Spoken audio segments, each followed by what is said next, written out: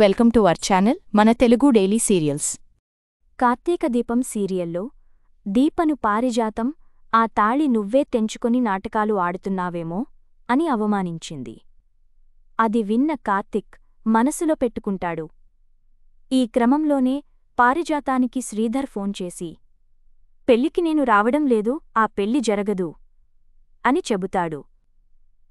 దాంతో పారు చాలా సంబరపడిపోతుంది. డాన్స్ చేసుకుంటూ పాటలు పాడుకుంటూ దీప దగ్గరికి వచ్చి దీప వాటర్ ఇవ్వు అంటుంది. తీరా దీప వాటర్ తీసుకొచ్చి పారుకివ్వబోతుంటే కార్తీక్ లాక్కుని తాగేస్తాడు. ఇక ఈరోజు కార్తీక దీపం సీరియల్ ఆగస్ట్ 18 ఎపిసోడ్లో నాకు ఇచ్చిన వాటర్ నువ్వెలా తాగుతావని పారిజాతం కార్తీక్ మీద గొడవ పడుతుంది. ఈ క్రమంలోనే కార్తీక్ పారుకి బుద్ధి చెప్పేందుకు చురకలేస్తూ ఉంటాడు. ఏంటి పారు, ఇందాక మా దీపంని ఏదో అన్నావ్, తాళి తనే తెంచుకుని నాటకం ఆడుతుంది అన్నావ్ అంటూ కోపంగా చూస్తాడు. నేను అలా ఏమీ అనలేదు అని పారిజాతం ముందు కవర్ చేసుకోడానికి ప్రయత్నిస్తుంది. కాని కార్తీక్ వదిలిపెట్టకపోవడంతో అవును అన్నాను. అయితే ఏంటి, ఇప్పుడు మీరు నన్ను ఏం చేస్తారు? మహా అయితే బెత్తమిచ్చి మా ఆయనతో కొట్టిస్తారు, లేదంటే నేను అన్న మాటల్ని రికార్డ్ చేసి అందరికి వినిపిస్తారు, అంతే కదా అంటూ తెగించినట్లు మాట్లాడుతుంది. దాంతో కార్తీక్ మరింత కోపంగా, నీకు ఇలా కాదు పారు, నీ సంగతి చెప్తాను, నాతో రా అంటూ బరాబరామని ఇంటి గుమ్మం వైపు తీసుకెళ్తాడు. వెనకే దీప కూడా వస్తుంది. అక్కడ శుద్ధతో గుమ్మం ముందు గుండ్రంగా ఒక గిరిగీసి, చూడు పారు, సరిగ్గా రేపు ఉదయం 9 గంటలకి నిన్ను మెడపట్టుకుని తాతతో ఈ రింగులోకి గెంటించకపోతే నా పేరు కార్తీకే కాదు అని కాలరెగేస్తూ మరీ శపథం చేస్తాడు కార్తీక్. పారిజాతం పెద్దగా నవ్వుతూ, ఛాలెంజా అంటుంది. ఛాలెంజ్ అంటాడు కార్తీక్. 9 దాటినా నువ్వేం చేయలేకపోతే అంటుంది పారు. ఏం కావాలో నువ్వే అడుగు అంటాడు కార్తీక్. నువ్వు నా మనవరాలికే కాదు, నాకు బానిసవే, నేనేం చెప్పినా చెయ్యాలి, వినాలి అంటుంది పారు. నాకు ఓకే, నీకు కౌంట్డౌన్ స్టార్ట్ అయ్యింది పారు, టైం గుర్తుపెట్టుకో అంటాడు కార్తీక్ చిటికెలు వేస్తూ. నువ్వు కూడా గుర్తుపెట్టుకో, నువ్వు నన్నేం చెయ్యలేవురా అనేస్తుంది పారు. సీన్ కట్ చేస్తే దీప, కార్తీక్ ఇంటికి బయలుదేరతారు. అప్పటికీ శౌర్య, కాంచనను, నాన్నమ్మ అమ్మా నాన్నల పెళ్లికి నాకు కొత్త బట్టలు కొనరా అంటూ ప్రశ్నలు వేస్తూ ఉంటే అనసూయ శౌర్యని తిడుతుంది, ప్రశ్నలు ఆపవే అని. ఇంతలో దీప, కార్తీక్ రావడంతో శౌర్య, నేను వాళ్లనే అడుగుతాలే అని పరుగుతీస్తుంది.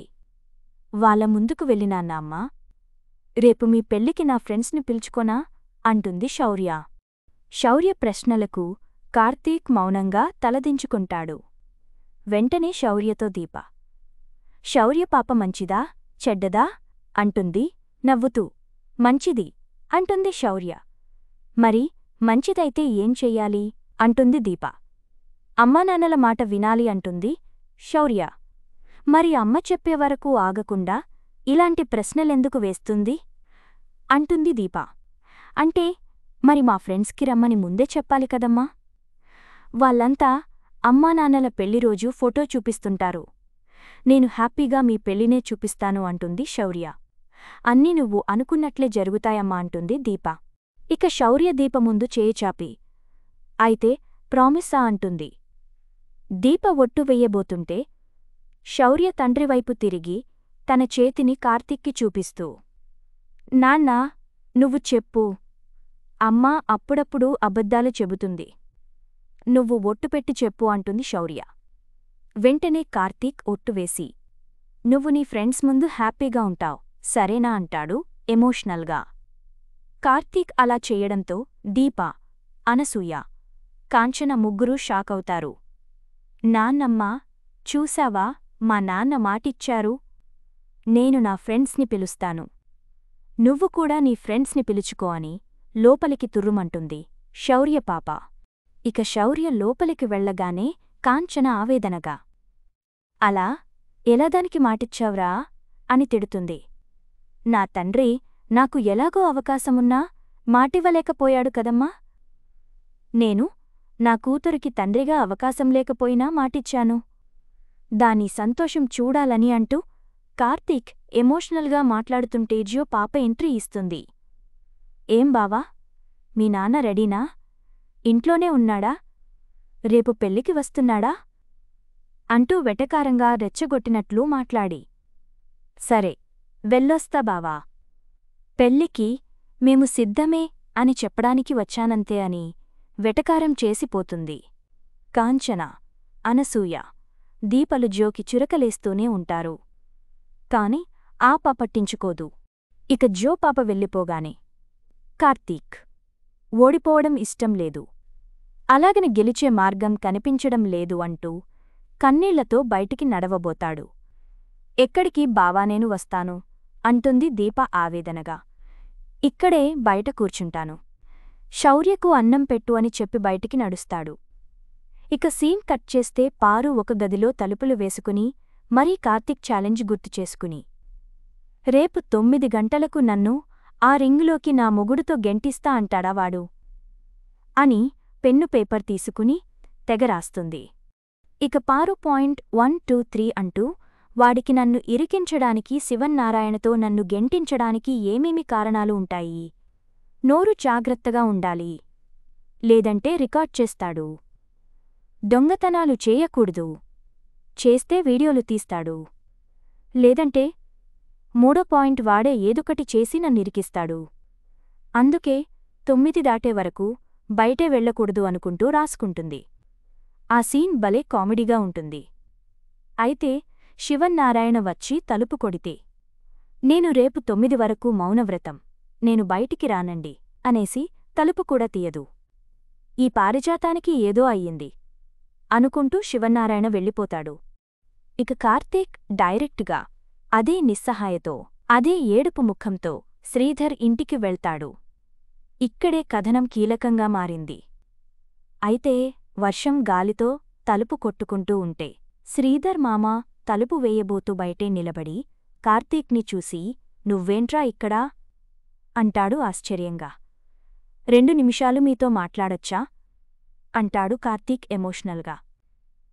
2 నిమిషాలు కాకపోతే 20 నిమిషాలు మాట్లాడు, కాకపోతే పెళ్లికి రావాలి అని కాకుండా ఏమైనా నాకు ఓకే. అలా అయితేనే లోపలికిరా అంటాడు శ్రీధర్ మామ. సరే పదండి అంటూ కార్తీక్ లోపలికి వస్తాడు. పెళ్లికి రమ్మని అడకూడదు అనేదే శ్రీధర్ పాయింట్. మరి ఎలా ఒప్పిస్తాడో శ్రీకర్ని కార్తీక్ చూడాలి. ఇక శ్రీధర్ మామ లోపలికి నడుస్తూ, కావేరి ఎవరొచ్చారో చూడు అనడంతో కావేరి బయటికి వస్తుంది. రా కార్తీక్, కూర్చో అంటూ శ్రీధర్ సోఫాలో కూర్చుంటాడు. కాని కార్తీక్ సోఫా కింద నిస్సహాయంగా కూర్చుండిపోతాడు. అయ్యో అని కావేరి, శ్రీధర్ కంగారుగా అయ్యో అంటుంటారు. కింద కూర్చున్నావేంట్రా, పైన కూర్చో అంటాడు శ్రీధర్ కాస్త జాలిగా.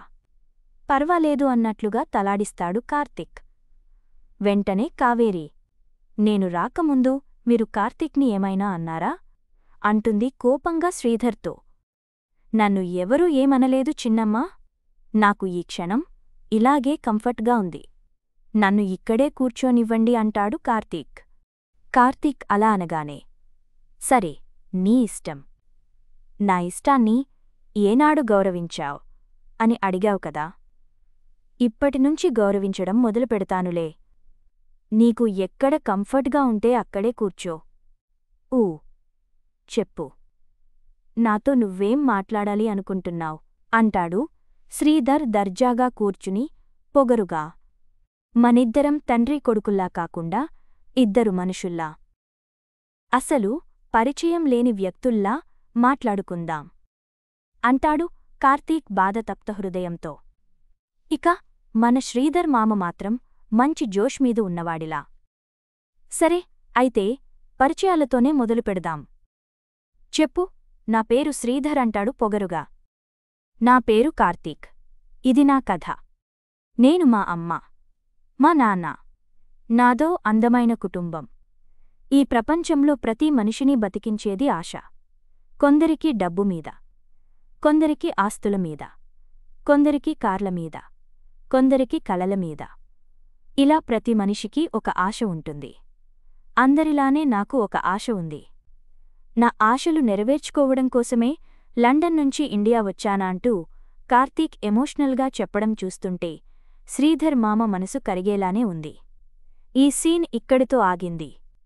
రేపటి కథనంలో కార్తీక్ ఎమోషనల్గా శ్రీధర్ని మార్చబోతున్నాడేమో చూడాలి. లేదంటే అలా కూర్చుండగా పైనుంచి స్వప్న కిందకొచ్చి చూసి శ్రీధర్ని తిట్టిపోస్తుందేమో చూడాలి. చూడబోతే శ్రీధర్ మామ పెళ్లికి రాబోతున్నాడనే అనిపిస్తోంది. మరోవైపు పారు 9 గంటల ఛాలెంజ్లో ఓడిపోవటం కూడా ఖాయంలానే కనిపిస్తుంది. మరిన్ని వివరాలు తరువాయి భాగంలో చూడాలి.